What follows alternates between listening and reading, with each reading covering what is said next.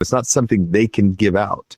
That power must be received and obtained individually through temple covenants and through keeping and exercising righteously those temple covenants. Then power can truly be made manifest individually, independently, within our homes and within those we have stewardship over, and within our wards. And that, I think, is the area of opportunity and the maybe what's lacking in the church, not only back then, but also today, is all of this power is available and not enough people are fully exercising it in the way in which the Lord intends. I'm going to run with that a little bit.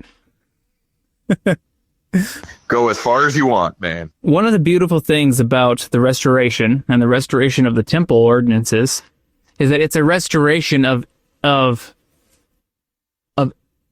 an ancient methodology of conveying spiritual knowledge. The method that the temple uses to teach is primarily through symbolism.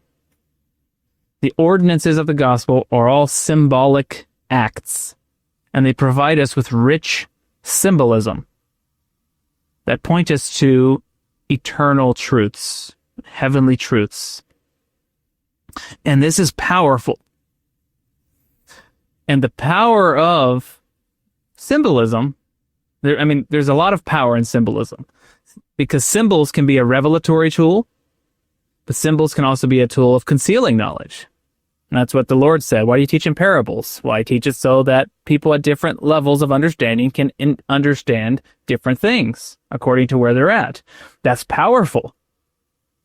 But what that means is no single interpretation of those symbols is a fullness of their meaning. And this is important because at this time, Joseph Smith, they've got the School of the Prophets going.